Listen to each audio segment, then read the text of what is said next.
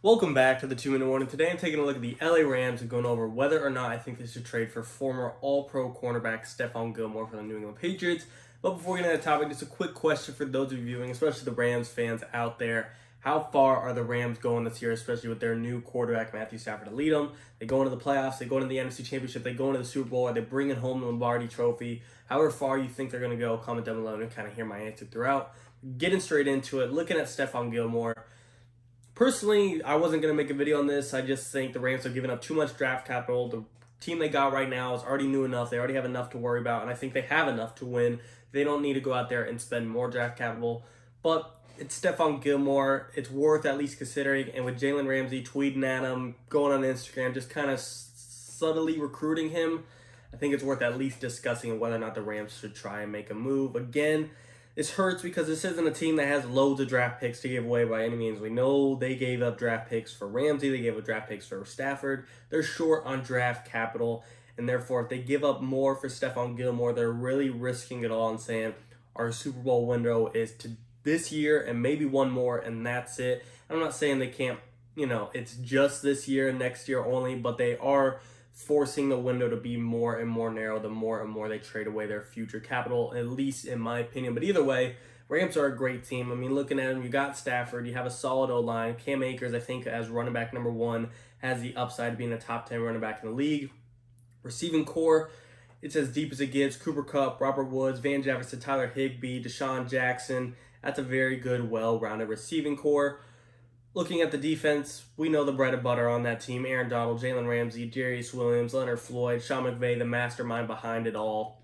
What do you expect for the Rams? Why would you not try and add Stephon Gilmore and Jalen Ramsey together? Look, I get that. And I'm not saying, if the Rams go out there and trade for Gilmore, I'm not going to be against it, but it also depends on the price. If the Patriots are giving them away for a fifth rounder, then I can't argue against that and say, oh no, save your fifth round pick. You'll draft someone in the fifth round better than Gilmore. No, I'm not saying that. But if the Patriots are looking for a second and a fourth, and the Rams have already given away a first and a third, and now you're going to give a second and fourth for Gilmore, it's like, well, what picks do you have left? A fifth, sixth, and seventh for an entire draft class? That's just not something I want to see for the LA Rams. And I know this is a team that drafts well in the later rounds of the draft.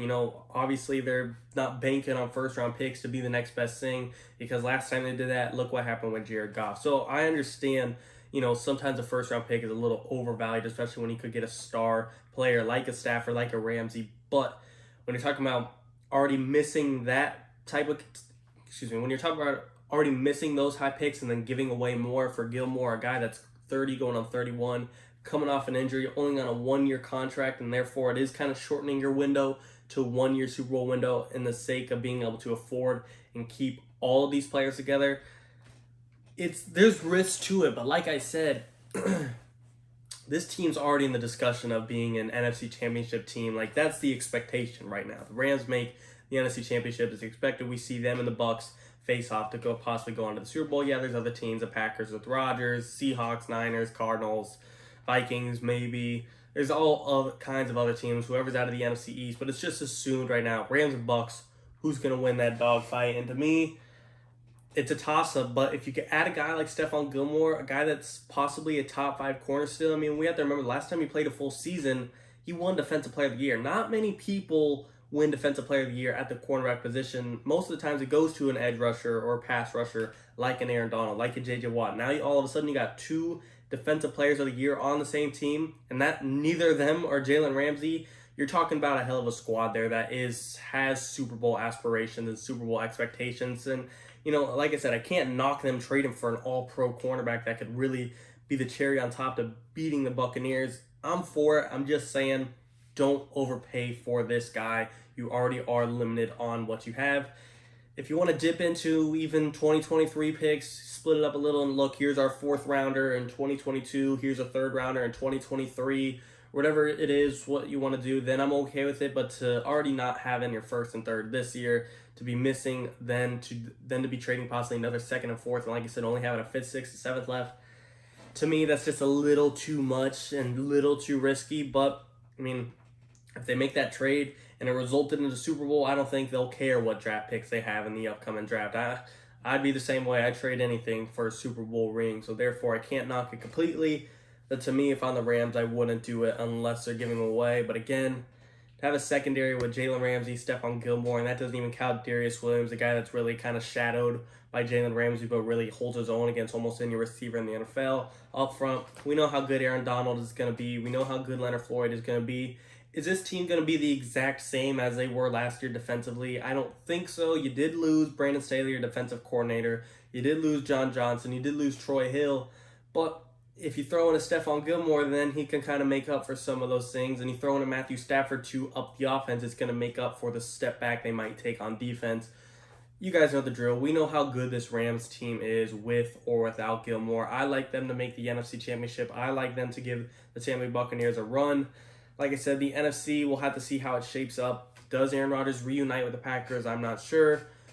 Will the Rams win the NFC West? I'm not sure. Healthy Niners could be scary. A Cardinals could be scary. A Seahawks could be scary. Whoever's in the NFC East, we're probably underrating them a little bit. But anything can happen. I'm for it. Even if Stephon Gilmore does not end up with the Rams, I'm for him being traded. I love seeing the offseason moves like Matt Stafford getting traded, like Carson Wentz getting traded, like Jared Goff, like the Deshaun Watson, Aaron Rodgers saying where are they going to go, who are they going to play for, are they going to play.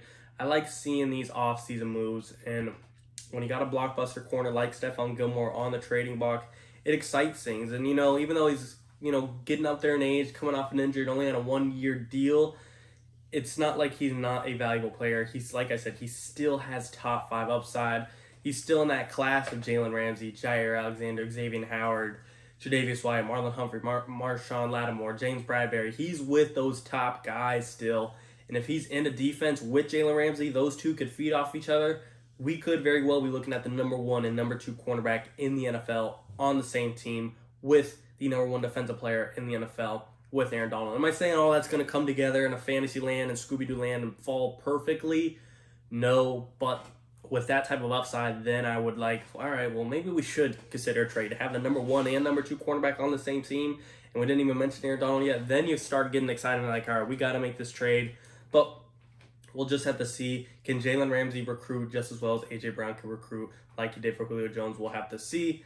I'm excited to see it. Like I said, I hope he gets traded somewhere. It doesn't matter if it's the Rams or not. Not being a Rams fan, I don't really care if he goes there, but I understand, the perspective as to why that you guys would want him to go to LA. But as always, guys, let me know what you think. Do you want to see Stephon Gilmore in LA, and do you think the Rams should trade for him? And of course, referring back to the question today, where or how far do you think the Rams will go this year? Like I said, I got them making the NFC Championship pretty far, in my opinion. They still made the divisional round last year. That's just an extra win.